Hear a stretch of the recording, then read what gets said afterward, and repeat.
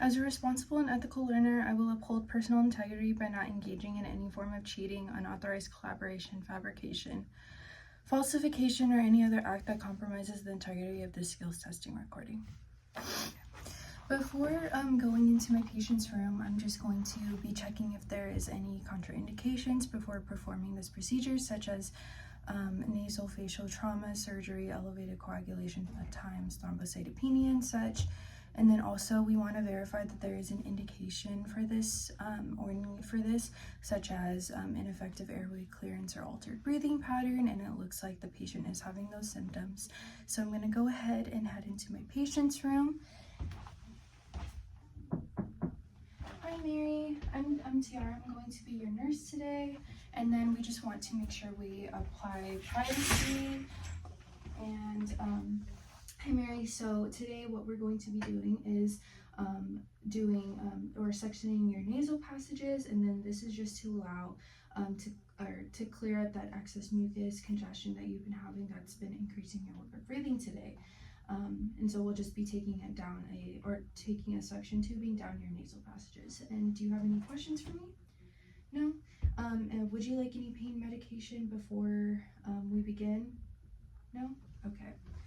And can I just have you confirm your name and date of birth for me as well? And then so I'm just going to be comparing my patient's name and date of birth to our identification wristband, making sure that it matches.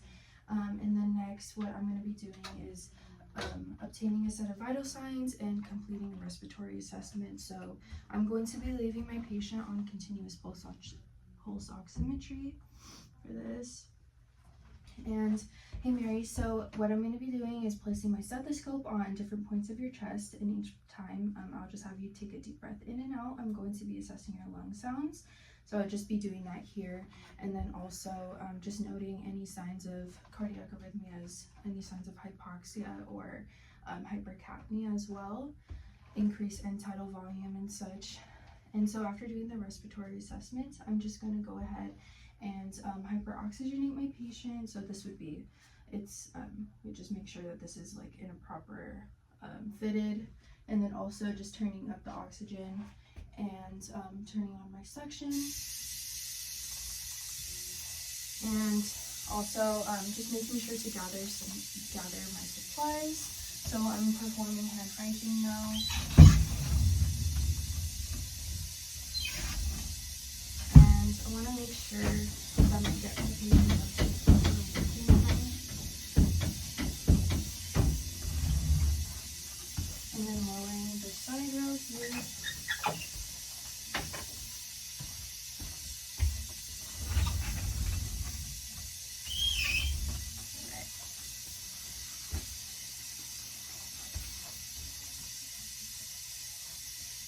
And then next, we want to make sure we check our suction.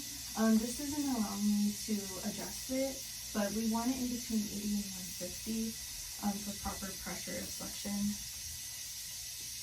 But it looks like it's working, so we just want to make sure it's in the appropriate levels. But so again, just doing hand hygiene once again.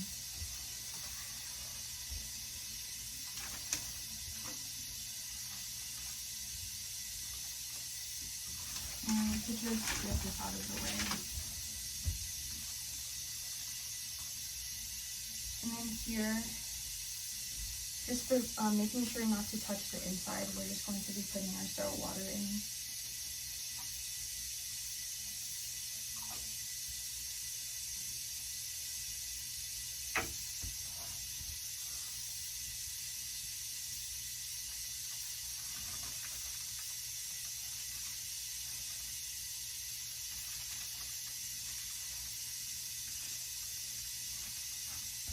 And then next we want to put our lubricant on.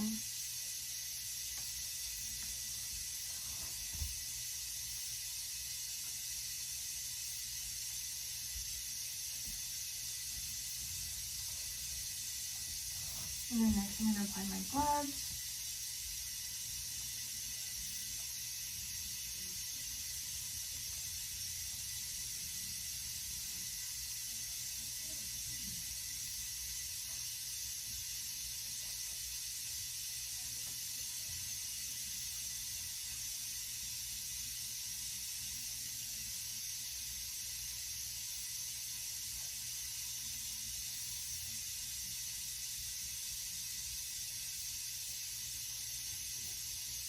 And then we also just want to don appropriate PPE before performing this as well. Like if we needed, if patient was on precautions, we'd have like eye coverings, and we would also have a glove and possibly an N95 or any mask as well.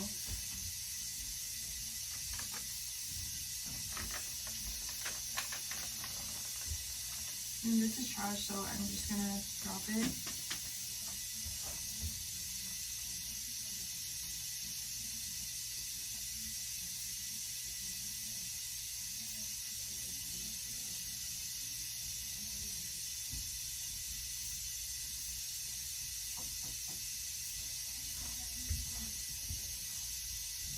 Okay, next I'm just going to connect my tubing, my suction tube or tubing here to this. So once I hold this, I'm no longer sterile with my non-dominant hand.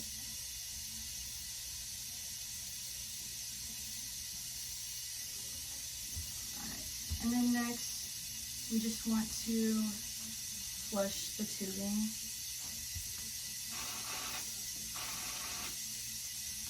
And then next we're going to tip the end of the catheter about 2 to 3 inches with lubricant. Alright, Mary, I'm going to move down your oxygen, okay? And then, so we just want to make sure that we tell the patient to take some deep breaths. Can you take some deep breaths for me, Mary? So I'm going to insert the tubing now. So we want to go 3 to 4 to reach the pharynx, and then 8 to 9 to reach the trachea. Alright, and then once we reach, just making sure on my way in I'm not suctioning, but on my way out, I'm just going to intermittently place my thumb on the suction.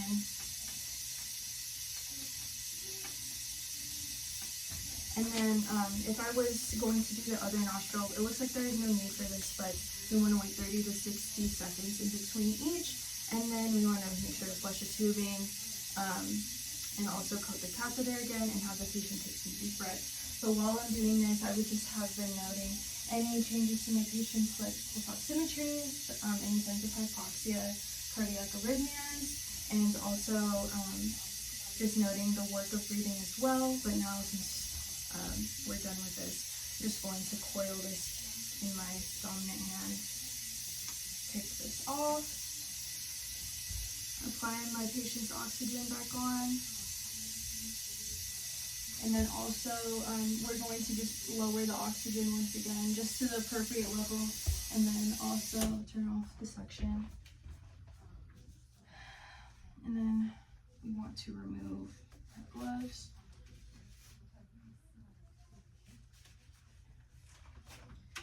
And then here, so we just want to make sure our environment's clean. So we just make sure to get rid of everything, place it in the proper receptacle.